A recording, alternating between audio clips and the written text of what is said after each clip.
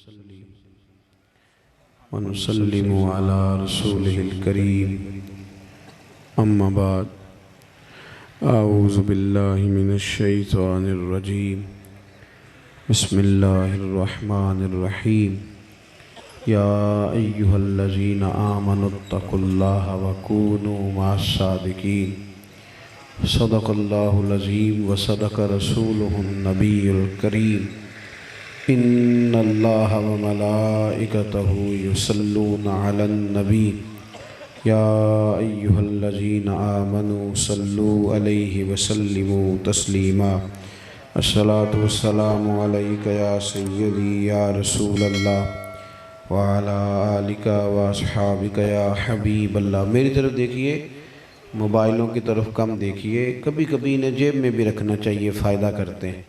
درود شریف پڑھیں سارے حضرات، درود شریف پڑھیں۔ الصلاۃ والسلام علیک یا سیدی یا نبی اللہ وعلی آلک واصحابک یا حبیب اللہ۔ حمد و صلاۃ کے بعد سادات کرام جلوہ فرما ہیں، سادات کا ہی عرس مقدس ہے۔ اللہ تبارک و تعالی دین کے کاموں میں اخلاص عطا فرمائے، تصنع، بناوٹ، ریاکاری، ہر چیز سے اللہ تعالی ہم سب کو محفوظ و ممنون فرمائے۔ میں کچھ دنوں سے پٹھوں کی کھچاؤ کا شکار ہوں، مسلسل کئی دنوں تک سفر کرتا رہا تو یہ کچھ تھوڑی تکلیف ہو گئی ہے۔ وعدے جب کر لیے جاتے ہیں تو درد ایک ایسی چیز ہے جو دکھائی نہیں جا سکتی، خالی بتائی جا سکتی ہے۔ اس لیے میں حاضر ہو گیا تھا کہ آج 2-4 جگہوں پہ میرا وعدہ ہے وہ میں حاضری دے لوں گا۔ اللہ تبارک و تعالی قبولیت کا درجہ عطا فرمائے، اور اللہ تعالیٰ کوئی مشن والی، کوئی خلوص والی، کوئی کام والی زندگی عطا فرمائے۔ قرآن حکیم نے ہمیں یہ حکم ارشاد فرمایا ہے کہ اے ایمان والو، اللہ سے ڈرو اور سچوں کی سنگت اختیار کرو۔ یا ایھا الذین آمنوا اتقوا اللہ وکونوا مع الصادقین، اللہ سے ڈرو اور سچوں کی سنگت اختیار کرو۔ میرے بھائی، اس امت میں نبی پاک صلی اللہ تعالی علیہ وسلم کے بعد نبی کوئی نہیں آئے گا، لیکن اس امت کا یہ اعزاز ہے کہ ولی قیامت تک اس امت میں موجود رہیں گے۔ لیکن ولی کا مطلب یہ نہیں ہے کہ جس کی تعریف اس کے مرید کر دیں، جس کی تعریف اس کے بیٹے کر دیں، جس کی تعریف اس کے عقیدت مند کر دیں، جس کی تعریف کو 10-15 لوگ کر دیں، یا میری طرح جو پگڑی بڑی باندھ لے، جو بادشاہ پہن لے ولی ہو جاتا ہے۔ ولی کا معنی ہے دوست۔ اولیاء اللہ، اللہ کے دوست۔ سب سے پہلے تو یہ سمجھ لیں کہ ولی کی ترجیح اللہ رسول ہوتے ہیں، بندے نہیں۔ اولیاء اللہ میں تو ایک جماعت گزری ہے جن کو ملامتی کہا جاتا ہے۔ داتا صاحب رحمۃ اللہ علیہ نے باقاعدہ باب باندھا ہے کشف الماجوب میں۔ وہ تو کام اس طرح کے کرتے تھے کہ مخلوق ان کو برا سمجھے، ان سے دور رہے۔ یہ جو چکر ہے نا کہ لوگ کس طرح قابو کیے جا سکتے ہیں اور کس انداز میں بندے گھیرے جا سکتے ہیں، یہ تو سرے سے مزاج ہی نہیں اولیاء کا۔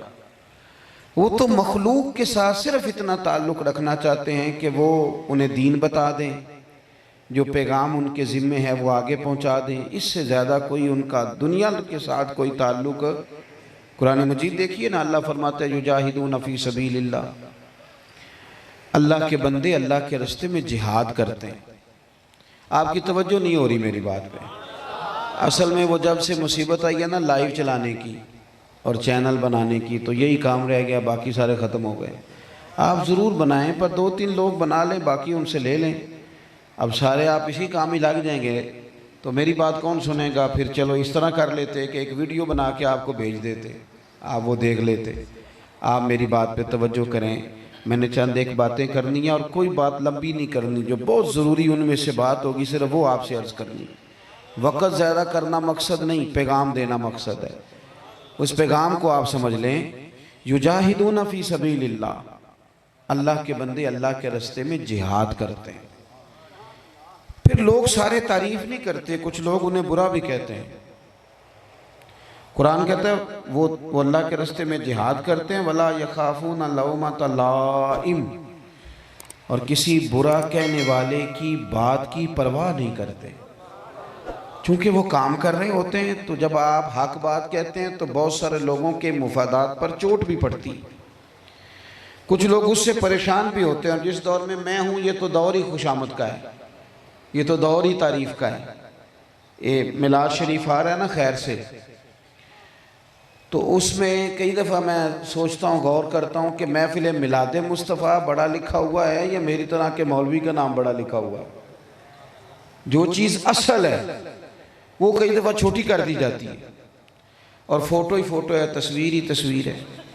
اور پھر جناب اس میں جو خوش آمدیں ہوتی ہیں، جو تعریفیں ہوتی ہیں، ایک محفل میں گیا تو مجھے ایک لسٹ دے دی گئی کہ فلانے صاحب کی صدارت ہے، ان کا بھی نام لینا ہے، فلاں ہمارے مہمان خصوصی ہیں، سیاسی سماجی آدمی ہیں، ان کا بھی نام لینا ہے، فلاں بندہ یہاں خدمت بڑی کرتا ہے، اس کا بھی نام، وہ کارڈ کے پیچھے نام لکھ کے دے دیے۔ تو میں نے ان سے مسکرا کے کہا، میں نے کہا یار تم نے تو مجھے کہا تھا کہ نبی پاک کی تعریف کی محفل ہے، تو یہ ساری قوم کہاں سے آ گئی بھائی؟ سوائے حضور کے کرو مدح اہل دول رضا، اور پڑے نا اس بلا میں میری بلا، میں تو گدا ہوں اپنے کریم کا، اور میرا دین پارا انا نہیں۔ تو وہ کیا کرتے ہیں کہ پرواہ نہیں کرتے، اور جب وہ پرواہ نہیں کرتے تو رب کیا فرماتا ہے؟ ذَلِكَ فَضْلُ اللَّهِ يُؤْتِيهِ مَن يَشَاءُ، یہ ان پر اللہ کا فضل ہے، اور رب جسے چاہتا ہے اپنا فضل عطا فرماتا ہے۔ ان اللہ کے بندوں کی ترجیح اللہ رسول کی ذات ہے۔ میری بات کی سمجھ آ رہی ہے؟ یعنی وہ قوم کا رخ دیکھ کے نظریہ نہیں بناتے کہ آج کل ہوا کدھر کی ہے تو میں بھی وہ بات کر دوں۔ وہ کوئی ان کا سیاسی رنگ نہیں ہوتا کہ آج کل کون سی پارٹی زیادہ مضبوط ہے تو اس میں شامل ہو جاؤں۔ وہ قومی رنگ دیکھ کے اپنا نظریہ نہیں بدلتے، ان کا تو نظریہ اللہ رسول کو راضی کرنا ہوتا ہے۔ ترجیح ان کی رب رسول ہے، ترجیح، باقی ہر چیز ثانوی حیثیت رکھتی۔ وہ دوست ہیں پر اللہ کے۔ سب سے پہلے اس بات کو سمجھ لیں، آپ کو خود بخود خوشبو آ جائے گی، آپ کسی بندے کے پاس بیٹھے پتہ چل جائے گا، کوئی لمبی بات نہیں، کوئی اس کے لیے بڑا معرفت والا ہونا ضروری نہیں، پتہ چل جائے گا بندہ دنیا دار ہے کہ دین دار ہے، آپ کو پتہ چل جائے گا۔ حضرت رومی فرمایا کرتے تھے، آپ فرماتے تھے میں نے بڑے بڑے بہترین دینی لباسوں میں دنیا دار لوگ دیکھے، اور میں نے بالکل دنیا کے لباسوں میں دیندار لوگ دیکھے۔ حضرت بہاءالحق نقشبند بخاری رحمت اللہ علیہ فرماتے ہیں کہ میں نے عرفات اور منی میں ایک شخص دیکھا، اس سے پہلے میں نے دیکھا تو وہ کروڑوں کا کاروبار کر رہا تھا، تو میں نے کہا یہ تو دنیا دار ہے، اور پھر میں نے اسے بانٹتے بھی دیکھا۔ فرماتے ہیں آخر میں نے اس کے دل پہ توجہ کی تو اس کا دل ایک منٹ کے لیے بھی اللہ کی یاد سے غافل نہیں تھا۔ شاید اسی لیے حضور نے فرمایا ہے، ترمذی شریف کی حدیث ہے، فرمایا تو سچ بول کے تجارت کر، اللہ قیامت کے دن نبیوں کے ساتھ جگہ عطا فرمائے گا۔ تو سب سے پہلے تو آپ اچھی طرح اس بات کو سمجھ لیں کہ اللہ کا ولی دوست کس کا ہوتا ہے؟ بولیے، اس نے بات اللہ رسول کی کرنی ہے، اس کی ترجیح رب رسول ہے، وہ ڈھونڈتا پھرتا ہے کہ رب راضی ہو جائے، اللہ راضی ہو جائے، اللہ راضی ہو۔ حضرت پیر میر علی شاہ صاحب رحمت اللہ تعالیٰ علیہ کے گھر میں بیٹے کی ولادت ہوئی تو خادم دوڑتا ہوا آیا، حضور مبارک ہو مبارک ہو مبارک ہو، حضور مبارک ہو مبارک۔ پیر صاحب رحمت اللہ علیہ کو وجد ہو گیا، اللہ اللہ اللہ کہتے کمرے سے باہر آ گئے، خیر ہے کیا ہوا؟ عرض کی حضور اللہ نے آپ کو بیٹا دیا ہے۔ تو آپ فرمانے لگے اللہ تجھے جزا دے، تو نے اچھی خبر سنائی، یہ نعمت ہے اور وقت مقام شکر کا ہے، پر جب تو مبارک مبارک پکار رہا تھا تو میرا دل وجد کر رہا تھا کہ شاید تجھے یہ خبر مل گئی ہے کہ میر علی شاہ سے اللہ راضی ہو گیا ہے۔ میں تو کچھ اور سوچنے لگا تھا، اس لیے کہ میرے لیے باعث مبارک وہ دن ہوگا جب مجھے یہ پتہ چلے گا کہ میرا رب مجھ سے۔ تو سب سے پہلے تو یہ یاد رکھیں کہ وہ بندہ اس کی توجہ دین ہوتی ہے، اس کی ترجیح اپنا مشن ہوتا ہے۔ وہ کسی دنیا کے نئے چکر میں نہیں پڑتا۔ دوسری بات بڑی ضروری، اولیاء اللہ صوفیاء یہ ہمارے عقیدے مضبوط کرتے ہیں، عقیدے کمزور نہیں کرتے۔ یہ لوگوں کو تعویذ دھاگے کے اور لوگوں کو استخارے کے اور حساب لگانے کے اور تیرا پتہ کرنے کے اور تو جو ہو جائے گا بس تیری کام تیرا، ان چکروں میں ڈال کے لوگوں کو کمزور نہیں کرتے، یہ لوگوں کے عقیدے مضبوط کرتے ہیں۔ اللہ کا بندہ عقیدہ مضبوط کرتا ہے۔ یہ اس طرح کی کہانی نہیں سناتے کہ جناب میرا خیال یہ ہے فلانے صحابی کے بارے میں، میرا خیال یہ ہے، یہ پکی باتیں کرتے ہیں، پکی، یہ نظریاتی طور پہ پکے لوگ ہوتے ہیں۔ حضرت ابو بکر صدیق سے لے کر سیدنا امیر معاویہ تک ہر ایک کے بارے میں کھرا ستھرا سونا نظریہ رکھنے والے لوگ، حضور کی اولاد کا ادب رسماً اور تقریروں میں کرنے والے نہیں، بلکہ ان کی روح کہتی ہے کہ تیری نسل پاک میں ہے بچہ بچہ نور کا، تو ہے عین نور تیرا سب گھر۔ پکے نظریات کے لوگ، کچی پکی باتیں نہیں، پل پلی نہیں، کوئی نئی چادر ڈال کے کوئی نئی سٹوری نہیں، وہ جس پر اکابرین نے پہلے سے مور لگا دی، ان نظریات۔ ہمارے ہاں نا جناب میں نے دیکھا ہے کہ جتنے یہ اہل تصوف کے پاس آنے والے لوگ ہیں نا، یہ بیچارے ان کو بعض چیزوں میں کمزور کر دیا جاتا ہے۔ کمزور کرنے کے لیے تو ویسے ہی بڑی دنیا لگی ہوئی ہے، اللہ آپ کو جزا دے دی۔ بس میری بات سنیں، یہ رات کو 4 مختلف پارٹیوں کے لوگ جو ٹی وی پہ بٹھائے جاتے ہیں نا تبصروں کے لیے، یہ بھی آپ کو کمزور کرنے کے لیے بٹھائے جاتے ہیں کہ آپ کسی ایک کو صحیح نہ سمجھ لیں۔ کہیں 4 بندے بٹھائے جاتے ہیں اور ان کی ڈیوٹی ہوتی ہے کہ ایک دوسرے کی غلطیاں بیان کرو۔ وہ ٹاک شو جو گھنٹے کا ہوتا ہے تو ایک دوسرے کی خامیوں کے لیے، تاکہ قوم ڈبل مائنڈڈ ہو جائے۔ یہی حال اب اللہ ماشاءاللہ تعویذ دھاگے والا کرتا ہے، وہ کہتا ہے تینوں کسے کچھ کیتا ہے، چل ہن تو ساری رات سوچدا رہو کنے کیتا ہے اور لبدا رہو۔ بھائی یہ ڈال دیا اس چکر میں اس لیے کہ اتوار والے دن صبح 9 بجے سے عصر تک تعویذ دینے ہیں، تو کوئی بیماری بتائیں گے تو کوئی تعویذ خریدے گا نا۔ جب تک ڈاکٹر آپ کو کہے گا نہیں آپ بیمار ہیں تو آپ کیسے لیں گے دوا؟ جمعرات والا دن عورتوں کے لیے اور اتوار والا دن مردوں کے لیے، علیحدہ علیحدہ سے اسپیشلسٹ صاحب بیٹھے ہیں۔ کس بزرگ کا طریقہ یہ؟ میں تعویذ کا انکار نہیں کر رہا، لیکن ہمارے بزرگ تو تدریس کرتے تھے، کتاب و سنت کی بات کرتے تھے، اللہ کی معرفت کا سبق پڑھاتے تھے، وہ لوگوں کو کمزور کرتے تھے۔ میں ایک بات کرنے لگا ہوں، آپ نے میری بات پہ توجہ کرنی ہے۔ ہمارے صوفیاء نے لکھا ہے، ایک بندے نے آ کے پیر صاحب سے کہا کہ پیر صاحب میرے گھر میں بچے نہیں ہیں اور میں نے سارے ڈاکٹروں سے ٹیسٹ کرا لیے، حکیموں طبیبوں کو دکھا لیا، تعویذ دھاگے والے سارے ہو گئے، اب میں آپ کے پاس دعا کرانے آیا ہوں۔ تو ایک تو پیر صاحب کی ڈیوٹی یہ ہے کہ انہوں نے دعا کرنی ہے کہ اللہ اسے اولاد دے، یہ بھی ڈیوٹی ہے ان کی، اس کو تسلی دیں، دعا کریں۔ اور ایک بڑی ڈیوٹی ہے اس سے، وہ کیا ہے؟ وہ ڈیوٹی یہ ہے کہ پیر صاحب نے اسے اس بات پہ بھی راضی کرنا ہے کہ اگر رب کی رضا یہ ہے نا کہ تیرے گھر میں اولاد نہ ہو تو تو نے رب کی رضا پہ راضی بھی رہنا ہے۔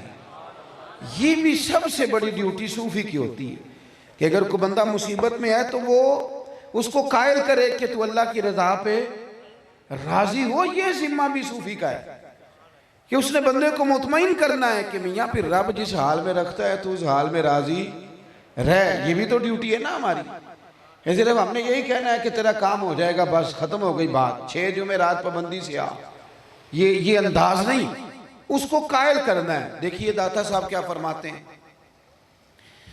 داتا گنج بخش علی اجویری رحمت اللہ علیہ فرماتے ہیں، عقیدہ پکا کرنے کی بات دیکھیں۔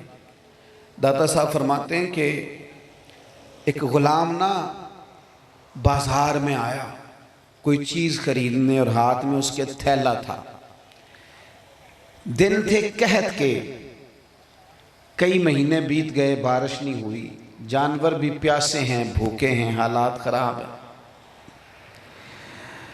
اور عجیب قسم پرسی کا عالم ہے، ہر بندہ پریشان ہے۔ مہنگائی ہو جائے تو سارے پریشان ہوتے ہیں، چلیں غریب آٹے کی وجہ سے پریشان ہوتے ہیں تو امیر پٹرول کی وجہ سے ہو جاتے ہیں، ہوتے سبھی ہیں پریشان۔ چلیں غریب گھی کی وجہ سے پریشان ہو جاتا ہے اور امیر موبائل کی وجہ سے ہو جاتا ہے، ہوتے سبھی پریشان ہیں۔ تو وہ دور قحط کا تھا، ہر بندہ پریشان ہے۔ تو وہ غلام بازار کو چیز خریدنے آیا تو حضرت داتا صاحب رحمۃ اللہ علیہ فرماتے ہیں کہ وہ بڑی اٹکیلیاں کرتا، ہنستا کھیلتا دوڑتا اچھلتا کودتا آیا۔ تو سارے بندے پریشان بیٹھے ہوں تو ایک بندہ بیچ میں مسکرائے تو کئی دفعہ طبیعت چڑھ جاتی ہے کہ یار عجیب بات ہے، تو میرا مطلب ہے کس طرح کا بندہ ہے تو، ہم اتنے پریشان ہیں اور تو اٹکیلیاں کر رہا ہے۔ بندہ تکلیف میں آتا ہے۔ تو وہ اب وہ اس انداز میں آیا کہ جو اس نے سامان خریدنا تھا وہ تو خریدا، لیکن بعض لوگوں نے شکوہ کیا، کہنے لگے، میری باتوں کی سمجھ آ رہی ہے آپ کو؟ کہنے لگے یار تو عجیب بیوقوف بندہ ہے، ساری دنیا جو پریشان ہے، قحط کے دن ہے۔ وہ غلام تھا کسی آقا کا، سمجھ لیں کسی بہت بڑے سیٹھ صاحب کا ملازم تھا، سارے پریشان ہیں، یار تو اٹکیلیاں کرتا آ رہا ہے، کوئی تیرا طریقہ ٹھیک تو نہیں نا؟ اس نے بڑی کمال بات کی۔ حضرت داتا صاحب فرماتے ہیں وہ کہنے لگا تم ہوگے پریشان، میں تو نہیں۔ کہا تم کیوں نہیں؟ کہنے لگا جس آقا کا میں غلام ہوں نا، اس کے گھر میں گندم ختم نہیں ہوئی بلکہ اس کے بھڑولے بھرے ہوئے ہیں، اس کے گھر میں مال ہے، تو میں تو ہنسوں گا۔ داتا صاحب رحمۃ اللہ علیہ اس مقام پہ کیا خوب بات ارشاد کرتے ہیں، فرماتے ہیں جتنا یقین اس غلام کو اپنے آقا کی دولت پہ تھا، اگر اتنا ہمیں بھی رب کے خزانوں پہ ہو جائے تو پھر ہر روز سویرے اٹھ کے ہم رویا نہ کریں، اللہ آپ کو جزا دے۔ سنیں، ہر روز سویرے اٹھ کے رویا نہ کریں کہ غریبی بڑی ہے، ہر روز یہ نہ کہیں کہ حالات بڑے خراب ہیں پتہ نہیں کیا بنے، ہر روز ہم بندے راضی کرنے کے چکر میں نہ پڑ جائیں کہ بگڑ گئے تو جانے کیا ہو جائے۔ اتنا یقین جتنا اس غلام کو اپنے آقا کے خزانوں پہ، کم از کم اتنا تو رب کے خزانوں پہ یقین ہو جائے۔ یہ اللہ والے سبق دیتے ہیں، یہ رب کریم کے بندے سبق دے۔ دیکھیں نا اعلیٰ حضرت فاضل بریلوی رحمۃ اللہ علیہ سرسوں کا تیل لینے دکاندار کے پاس خود گئے، 1000 کتاب کے مصنف، اور کتاب بھی وہ والی کہ ایک کتاب آپ کھولیں تو پی ایچ ڈی کا مقالہ تیار ہو جائے، صرف ایک کتاب کھولیں فاضل بریلوی کی۔ اعلیٰ حضرت علماء کے لیے بھی مشعل راہ ہیں، مشائخ کے لیے بھی ہیں، شعراء کے لیے بھی ہیں، لیکن اب جب دور بدلا ہے نا تو وہ یونیورسٹیوں میں گئے ہیں اور 30 سے زیادہ مقالہ جات ان پر لکھے گئے، اور دنیا کی مختلف یونیورسٹیز نے جب ان پر مقالہ جات منظور کیے ہیں تو اب فاضل بریلوی تو ایک ریسرچ کا نام بن گیا ہے، وہ تو ایک تحقیق ہے، وہ تو ایک بہت بڑا ادارہ ہے، وہ تو ایک انجمن ہے۔ اتنا بڑا آدمی جس نے تنہا ایک تحریک کا کام کیا، خود جاتے تھے سودا سلب لینے، سودا سلب لینے خود جاتے تھے۔ آج کل نہیں، میری طرح کے مولوی صاحب، بزرگوں کی بات نہیں کرتا، میری طرح کے پیر صاحب اور مولوی صاحب وہ تو بیچارے اپنے گھر کی سبزی لینے بھی نہیں جاتے، کسی کو پتہ نہ چل جائے کہ حضرت نے بھی توڑا اٹھایا ہوا ہے۔ اعلیٰ حضرت خود گئے تیل لینے سرسوں کا، اور جا کر کے دکاندار سے کہا کہ یہ شیشی بوتل سرسوں کے تیل کی بھر دو۔ اس نے بھر دی، فرمایا کتنے پیسے؟ میری بات کی سمجھ آ رہی ہے؟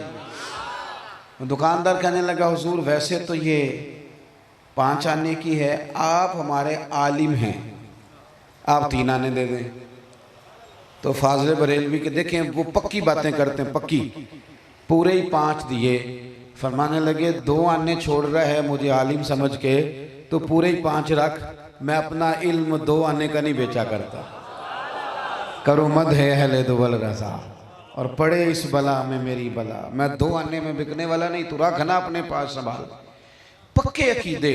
اس دور میں جب لوگ کہہ رہے تھے کہ حضور کو علم ہے تو معاذ اللہ کتنا ہے، تو نبی کریم علیہ السلام کو اختیار ہے تو کتنا ہے، اور حضور کا خیال آئے تو کیا نماز ہوگی کہ نہیں ہوگی، تو فاضل بریلوی فرمانے لگے تم پاگل ہو گئے ہو، حضور ہیں رب کے حبیب، تو محب اور محبوب کا یہ معاملہ ہوتا ہے کہ ان میں تیرا میرا نہیں ہوتا، جو کچھ محبوب کا ہوتا ہے وہی محب کا ہوتا ہے، اور جو محب کا ہوتا ہے وہی محبوب کا ہوتا ہے۔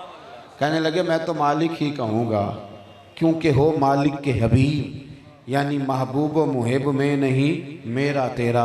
اور پھر فرمانے لگے نادانو تم کہتے ہو کہ حضور کا خیال آئے تو نماز نہیں ہوتی، ہماری تو رائے یہ ہے کہ جب تک نبی پاک کا خیال نہ آئے تب تک نماز نہیں ہوتی۔ تو پکی باتیں اور پختہ نظریے، پختہ، یہ ہمارے بزرگوں نے۔ تیسری بات یہ کہ ان کا تعلق علم کے ساتھ تھا۔ ابھی استاد بیان کر رہے تھے نا مدرسے کے، کھڑے ہوتے فوراً ہی حدیث پاک پڑھی۔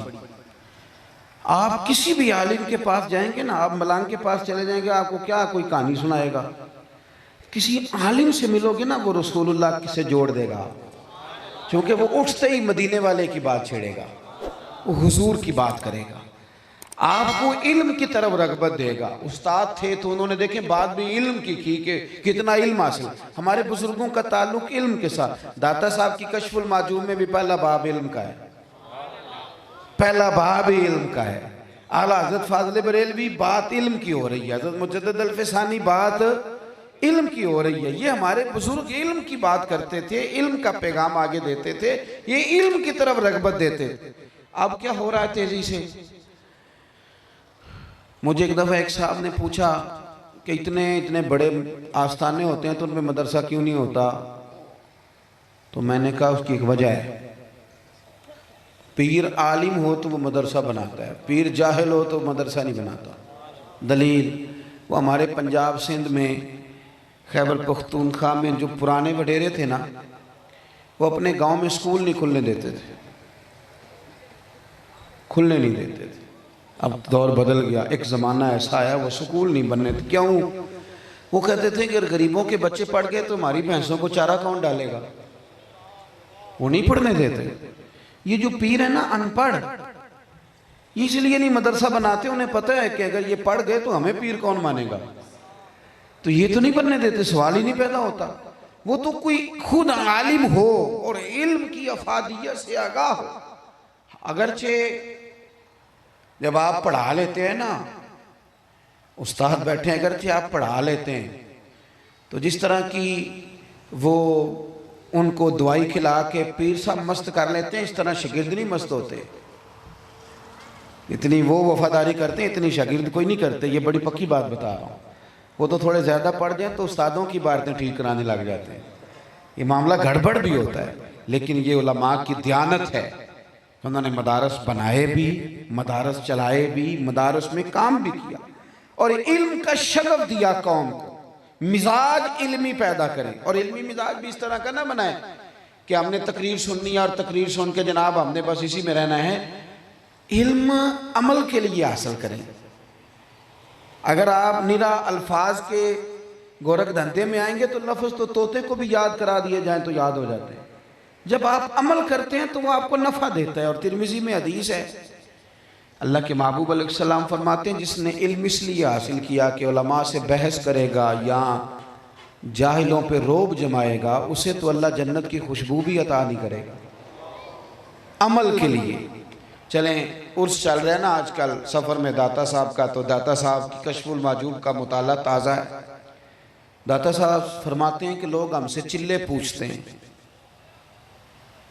بڑی چیزیں مشہور ہیں، ٹھنڈے پانی میں 40 دن کھڑا رہا ہے، دریا کنارے بیٹھا رہا ہے، ضرورت ہی نہیں تھی اس کی۔ سب سے بڑے صوفی کی بات بتا رہا ہوں، بر صغیر کے بڑے صوفی جو غوث پاک سے پہلے کے ہیں، داتا صاحب۔ داتا صاحب کشف المعجوب میں فرماتے ہیں کہ سب سے بڑا مجاہدہ، سب سے بڑا چلہ، سب سے بڑا تیرے لیے اللہ کی طرف جاتے وقت مشقت کا رستہ صرف ایک ہی ہے۔ حضور وہ کیا؟ فرمایا وہ اتنا ہے کہ جو تو نے سیکھا ہوا ہے اس پہ عمل کرنا شروع کر دے، یہ سب سے بڑا مجاہدہ ہے۔ یہ داتا صاحب فرماتے ہیں۔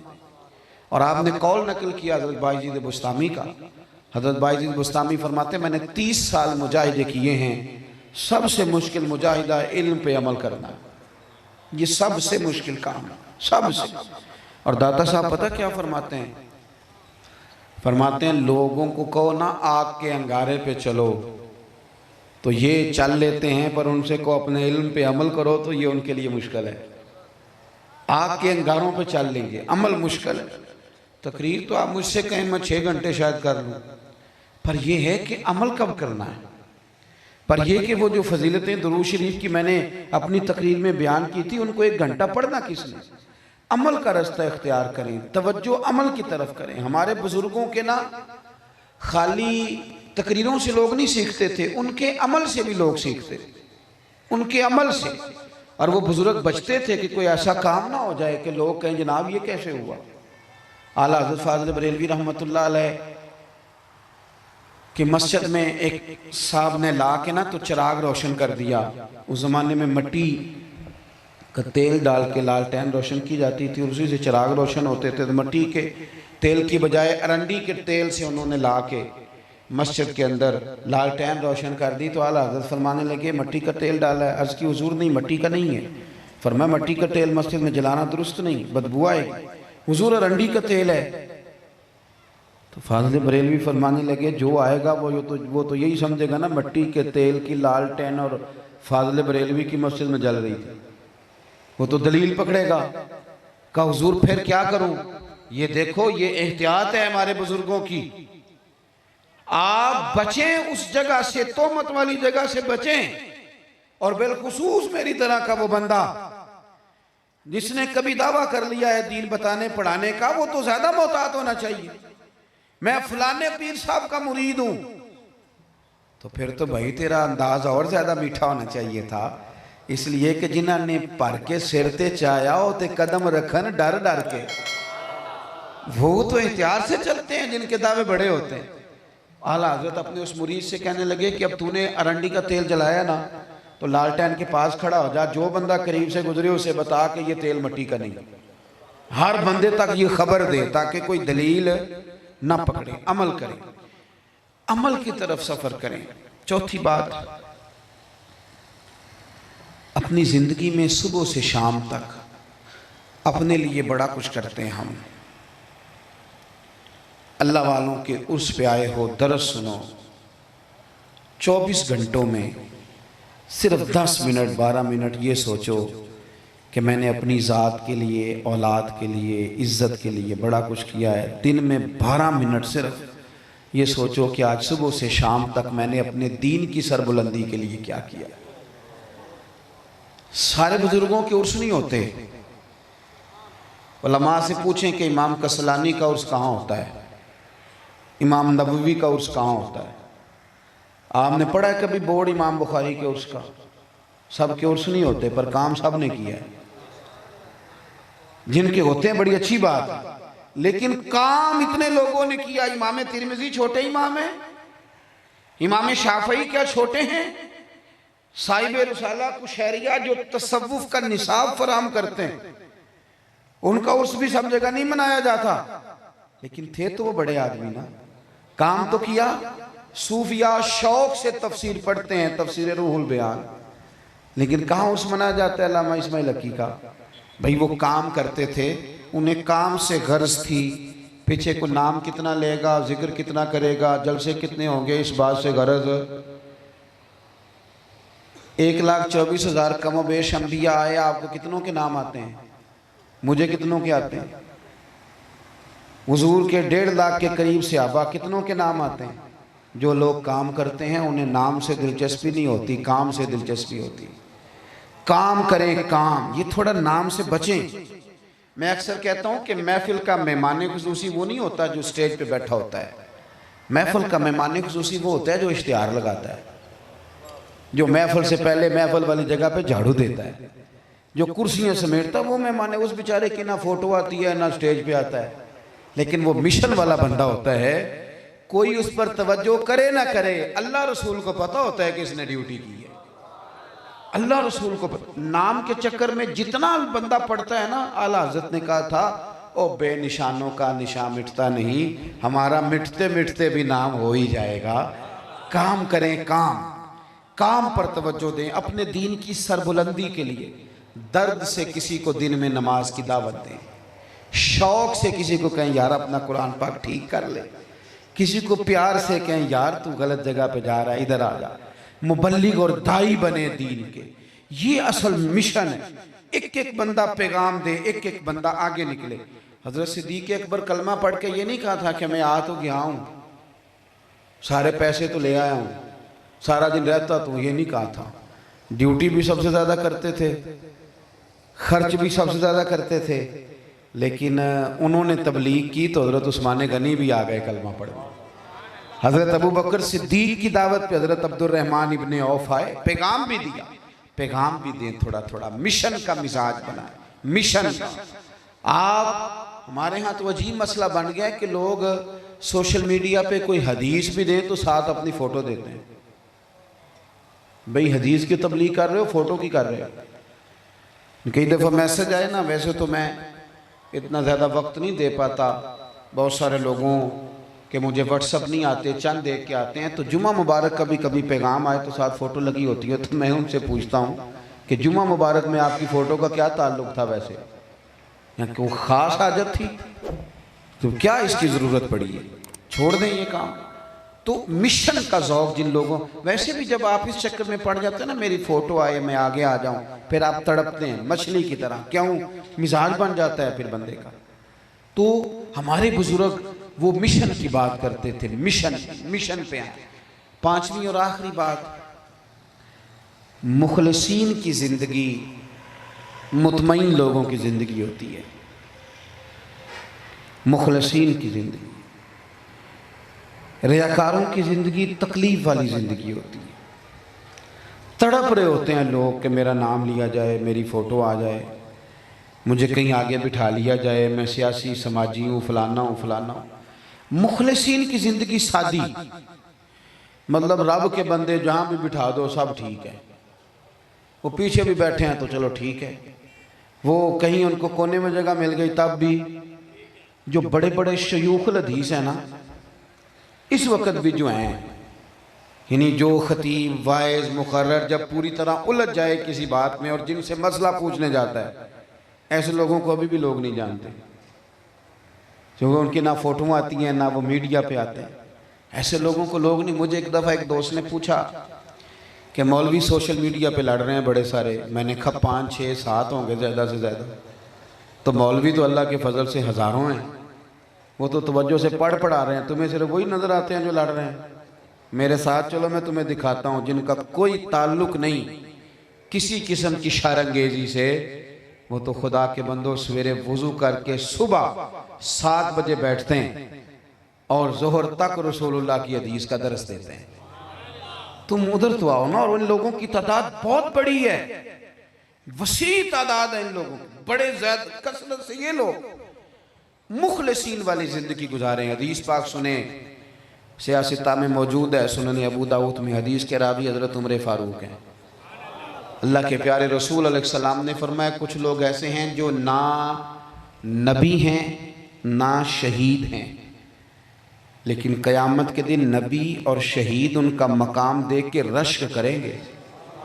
کوئی نہیں سمجھی نہیں آپ نے میری بات، یعنی جس پر نبی رشک کریں اور جن پر شہید رشک کریں کہ کیا بات ہے تیرے مرتبے، اس کا کیا مرتبہ ہوگا۔ اور حضور فرماتے ہیں قیامت کے دن رب انہیں نور کے ممبر عطا فرمائے گا، نور کے۔ یا رسول اللہ یہ کون ہے؟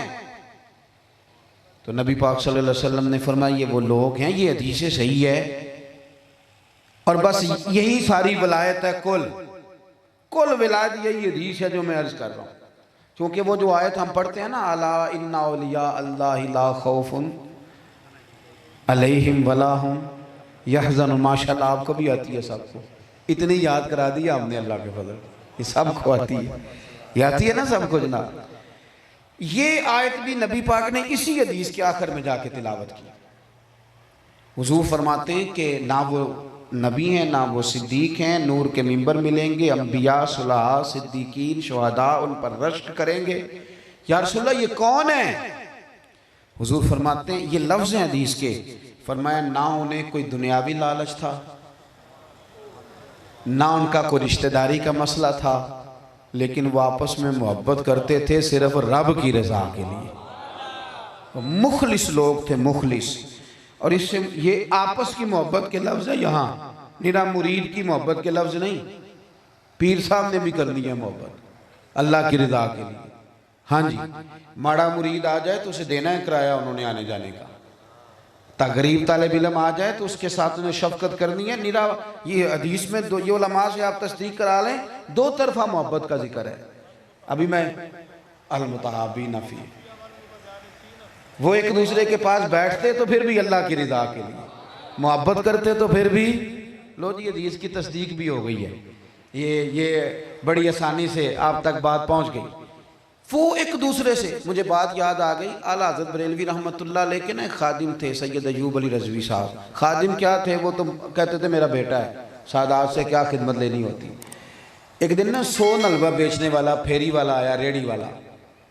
اب تو ریڑی والے نہ آتے ہیں، نہ ان سے کوئی چیز لیتا ہے، نہ ان کو اجازت ہوتی ہے کہ وہ آواز دے سکیں، امیروں کی نیند ڈسٹرب ہوتی ہے اگر وہ دروازے پہ آواز دیں۔ ریڑی والا ہے، اتنا بڑا آدمی، ان کو بھی کیا یہ چیزیں یاد رہتی ہیں؟ اعلیٰ حضرت نے سون حلوہ خریدا اور سارے طالب علموں کو کھلایا۔ کہتے ہیں مزیدار ہوتا ہے یار، 2 پیکٹ بنا کے 2 پوٹلیاں، مولانا ظفر الدین بہاری نے لکھا ہے، وہ 2 بنا کے نا پیکٹ تو اپنے تکیے کے نیچے بستر میں کے نیچے چھپا کے رکھ لیے، قربان جاؤں۔ سید ایوب صاحب کہتے ہیں میں آیا تو میں تو بظاہر غریب تھا اور میں تو اپنے آپ کو حضور کی بارگاہ سے فیض لینے کے لیے آتا تھا، علم کا، تقوی کا۔ مجھے کہنے لگے ایوب علی وہاں نا 2 پیکٹ پڑے ہیں، اٹھا کے لاؤ۔ تو میں اٹھا کے لایا تو کہنے لگے یہ تیرا حصہ ہے، 1 پیکٹ۔ کہتے ہیں میرے چھوٹے بھائی قناعت علی بھی ساتھ تھے، یہ تیرا حصہ۔ اتنا بڑا آدمی، ان کو یاد رہتا ہے یہ کام کرنا، ٹافیاں خریدنا، ٹافیاں بانٹنا۔ یہاں تک تو نہیں نہ آ سکتے ہم، ویسے بھی بندہ کو امیر ہو جائے وہ یہ کام نہیں کرتا۔ کہتے ہیں وہ مجھے دی تو میں نے شرم محسوس کی۔ تو یہ لفظ لکھے مولانا ظفر الدین بہاری نے حیات اعلیٰ حضرت میں۔ اعلیٰ حضرت کے چھوٹے بیٹے کا نام مصطفیٰ رضا ہے، حضور مفتی اعظم۔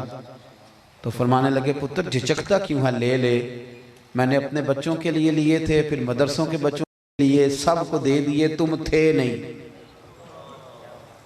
جو بچہ نہ ہو اماں اس کا حصہ رکھتی ہے، یہ صرف اماں رکھتی ہے، اعلیٰ حضرت نے رکھا۔ فرمانے لگے تم نہیں تھے تو میں نے نا تمہارا حصہ بچا کے رکھا تھا پتر، جس طرح میرا بیٹا ہے اس طرح تم وہ لے لو۔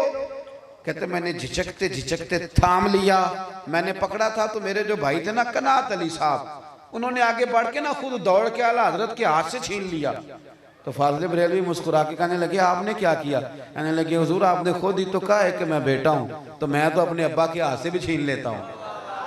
کہتے ہیں خوش ہو گئے اعلیٰ حضرت۔ تو حضور فرماتے ہیں وہ اللہ کی رضا کے لیے محبت کرتے ہیں، اللہ کی رضا کے لیے ان کا دنیاوی لالچ کوئی۔ پھر یہ آیت تلاوت کی، الا ان اولیاء اللہ لا خوف علیہم ولا هم یحزنون۔ یہ وہ لوگ ہیں یہاں لا کے کا جو مخلص ہیں، جن کا مرید کے تربیت سے تعلق ہے، مرید کی جیب سے تعلق نہیں ہے، جن کی خواہش ہے وہ اچھے آموں کی پیٹیوں پہ خوش نہیں ہوتے، وہ مرید آ کے کہے کہ تہجد پڑھتا ہوں تو راضی ہو جاتے ہیں۔ یہاں تک ہمارے صوفیاء نے لکھا ہے کہ صرف یہ سمجھ کے بیعت نہ کرو کہ میں نے سامنے والے کی تربیت کرنی ہے، یہ سمجھ کے بیعت کرو کہ ہو سکتا ہے کوئی مرید ایسا مل جائے کہ وہ کامل ہو اور قیامت میں کہے یا اللہ میں نے اس سے دین سیکھا تھا، تو اس کی برکت سے اللہ تجھے بھی معافی عطا کر دے۔ یہاں تک عاجزی کی ہمارے بزرگان نے بھی، یہاں تک۔ تو یہ 5 باتیں آپ کی خدمت میں عرض کی ہیں۔ مخلص ضرور بنیں، مخلص ضرور بنیں، مخلص ضرور بنیں۔ اس سال میرے گاؤں کے میلے کی بھیڑ میں جو گم ہوا وہ ایک بھکارن کا لال تھا۔ اس فقیر کو تلاش تھی فقط متاع خلوص کی، پر مخلوق چپ رہی کہ یہ مشکل سوال تھا۔ خلوص نہیں ملتا، خالص ہو جائیں، تھوڑی باتیں کر لیں، تھوڑی تعریفیں کر لیں، تھوڑی نظر نیاز دے لیں، تھوڑے ہو جائیں پر مخلص ہو جائیں۔ تھوڑا عمل ہو، اخلاص والا ہو، وہ کفایت کر جاتا ہے۔ اللہ کے حضور دعا کرتا ہوں جو باتیں کہی ہیں مالک قبول فرما لے، جہاں بھول گیا ہوں اللہ معاف کر دے۔